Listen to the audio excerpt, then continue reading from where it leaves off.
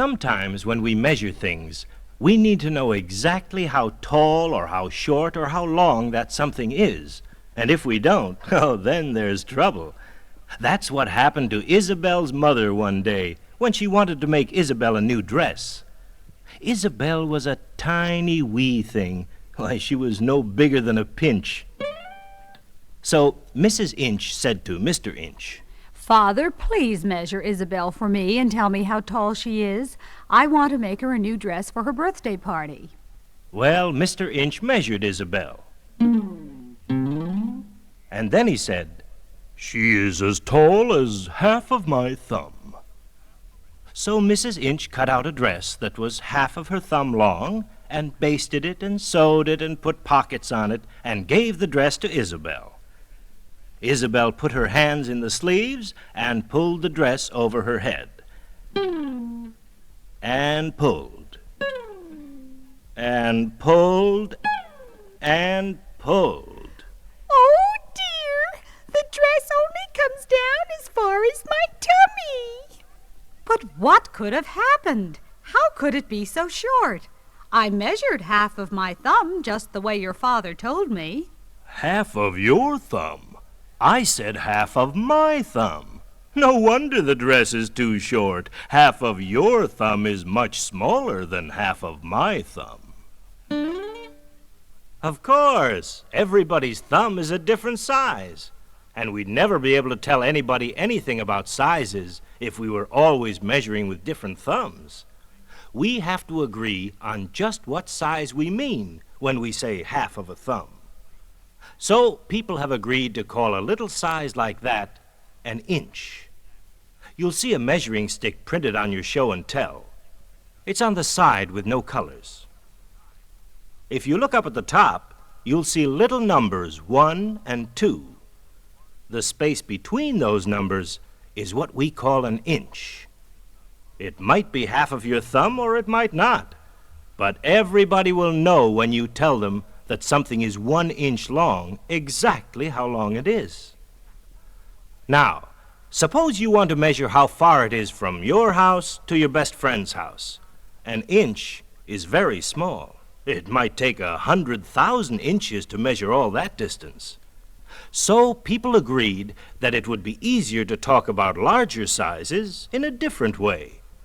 They agreed that 12 inches together would be called a foot.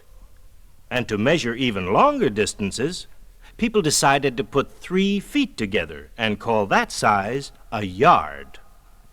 Very often, you'll see the 12 inches of a foot and the 3 feet of a yard all together on a measuring stick we call a yardstick. It's just 1 yard long. Does Mommy have one that she uses to measure the length of a dress or a pair of pants? Does Daddy use one in his workshop? There's one for you on your show and tell. Yardsticks, yardsticks, yardsticks can measure how long is a feather. Oh, yardsticks, measure how long and how short and how tall. 1 little inch, inch, inch is very small, small, small. So it takes 12 in all to make a foot. And it takes feet, feet, feet. 1, 2, 3 feet, feet, feet. Exactly 1, 2, 3 are in a yard. So 12 inches make 1 foot and 3 feet make yardsticks. Yardsticks, it's not hard at all to discover how tall you are. Measure yourself and you'll see. Yardsticks, yardsticks, easy as 1. That's a foot. 2. That's another foot. 3. That's a yardstick. Do you know something else that comes in 12s beside the inches in a foot? It's the months of the year. There are 12 of them. There's the month of your birthday and the month of Halloween and Christmas, and all these months have names. There's January, February, March, April, May, June, July, August and September, October and November. Remember that December is the end. Before we start all over again. This time we'll start singing. But whenever we stop, see if you can shout out the name of the next month. January, February, March, April. Did you say May? June, July, August, and Did you get September? October, and Did you remember November? Remember that December is the end. before we start all over again. On the top of your show and tell, the side with the yardstick, you'll see some blocks with pictures and letters. Get it out now so we can play a game. Ready? Each block has pictures and a letter. Do you know what those letters are? Well, they're pictures too, but they're pictures of the sounds we make when we talk. Can you hear some of the sounds we make? Do you hear the first sound in basket? Basket, the same as the start of balloon. Balloon. Mother starts out like the man in the moon. Can you hear the first sound in ribbon? Ribbon, it's the same as in ring, red and round. If you listen well, you can learn to tell words that start with the very same sound. Do you hear all the sounds? And you can play a game all by yourself. Close your eyes and point to one of the pictures on your show and tell blocks. When you open your eyes, see if you can think of something else whose name begins with the same sound. Then you can try it with other names too. The nose on your face starts with the same sound as the nail on your finger. And the first sound of the word finger is the same as the first sound in the word face. Nose, nail, finger, face. So learn how to stop, look, and listen to the words that you hear all around.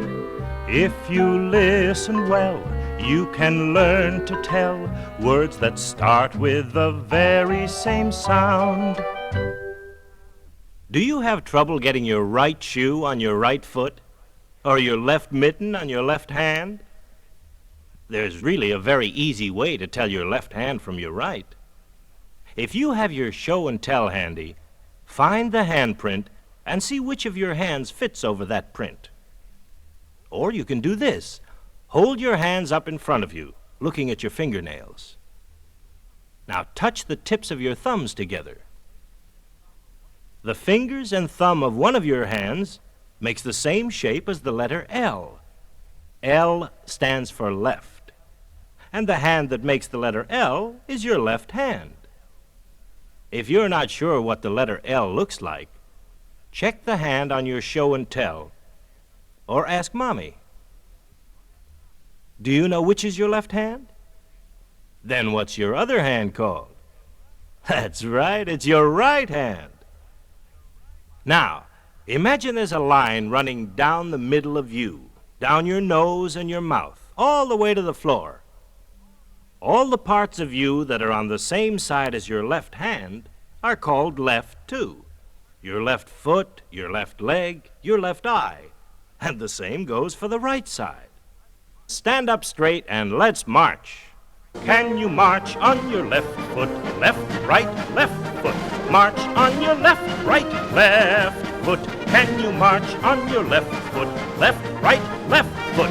March on your left foot now.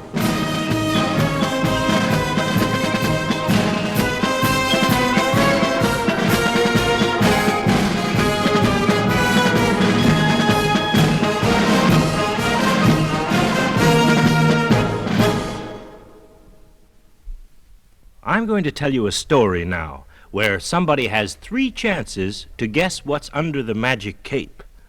Maybe you can help him guess. While you're listening, look at the pictures on your show and tell.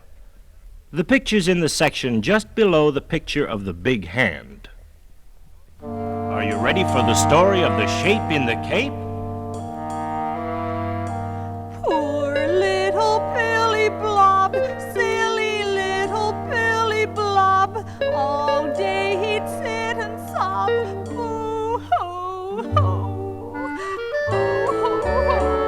I don't know who I am or what I can be when I grow up.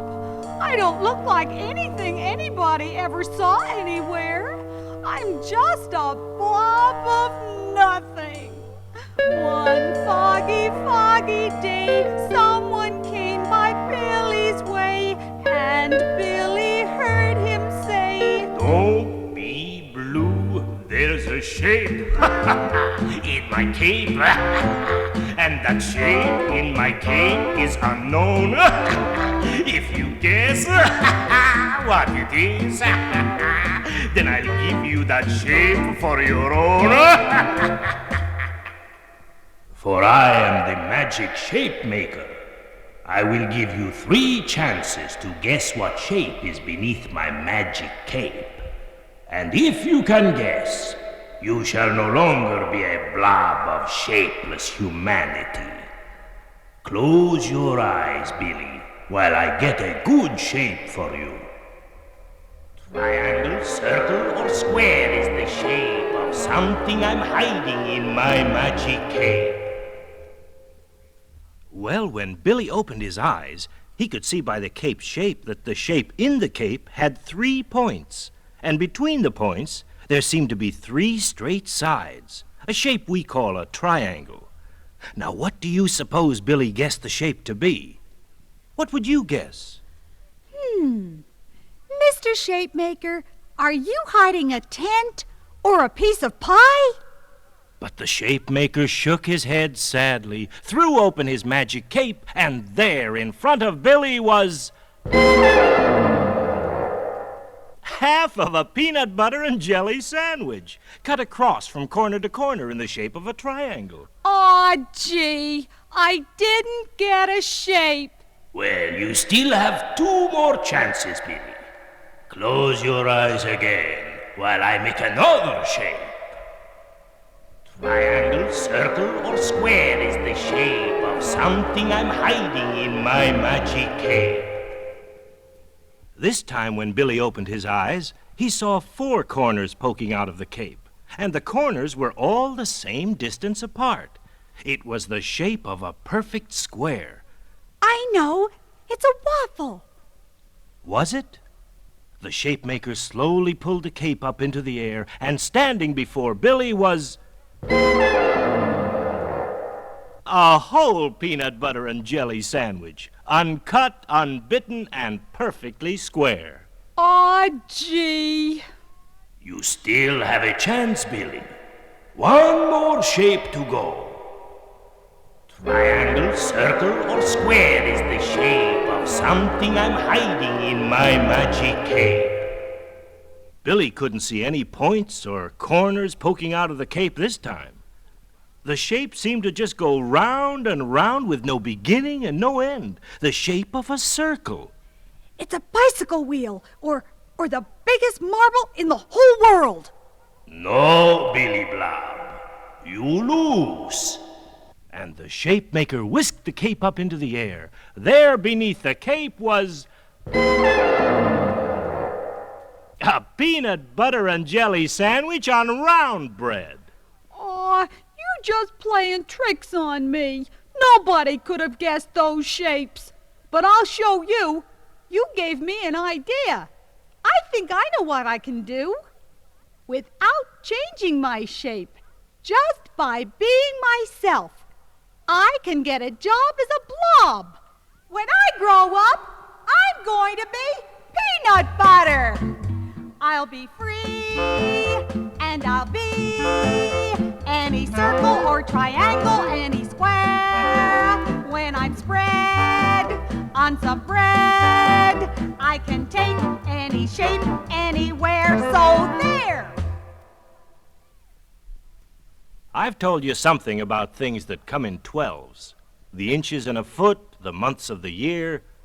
But do you know something else that comes in 12s? It's the numbers on a clock. Look at the very bottom section of your show and tell, the side with the yardstick, and you'll see a clock with the numbers from 1 to 12. You'll also see 2 pointers we call hands.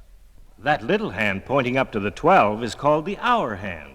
He's a slow-moving fellow. Why, it takes him a whole hour just to move from the 12 to the 1. He takes his time, oh, such a lazy man. Lazy old hour hand, he takes his time. Seconds, minutes, let them go rushing by. Hi-ho and me, oh my, he takes his time. He's got 24 hours of work to do. Only 2 trips around and his day is through. So he takes his time getting his day's work done. Lazy old hour hand, he takes his time. Lazy old hour hand, he takes his time. The big hand is the minute hand. He's a quick one. Every hour he goes all the way around the clock. Mr. Minuteman, Mr. Minuteman, always going clickety-click. Every time you tickety-tick, it's a minute. Mr. Minuteman, Mr. Minuteman, always going tickety-tock, making 60 clicks on the clock every hour. Now you be Mr. Minuteman. Put your finger up on top of the clock by the number 12. See if you can go around the clock just the way the minute hand does every single hour. Have you got your ticket? Have you got your ticket? 'Cause we're gonna take a round trip round the clock. It takes 5 minutes for the hand to run from the number 12 to the number 1. It takes 10 minutes for the hand to skidoo from the number 12 to the number 2. It takes 15 minutes, as you can see, to go from the 12 to the number 3. It takes 20 minutes, not a minute more, to move from 12 to the number 4. Tick-tock, Tick-tock, tick-tock, tick-tock, we're gonna be late if we take the time to stop. tick-tock, Tick-tock, tick-tock. tick-tock, We gotta keep moving around the clock. It takes 25 minutes for the hand to drive from the number 12 to the number 5. It takes 30 minutes with no dirty tricks to get from 12 to the number 6. It takes 35 minutes on the dickory dot to get from 12 to the 7 spot. It takes 40 minutes to navigate from the number 12 to the number 8. Tick-tock, Tick-tock, tick-tock, tick-tock, we're gonna be late if we take the time to stop. tick-tock, Tick-tock, tick-tock. tick-tock, We gotta keep moving around the clock. It takes 45 minutes in the rain or shine to go from 12 to the number 9. it takes 50 minutes of hard traveling to get from 12 to the number 10. It takes 55 minutes for the big hand to chase from the number 12 to 11's place. It takes 60 minutes, well, what do you know? You're back at 12 and ready to go. So get your ticket on the clock line. We're gonna tick off another hour's time. Hour's time.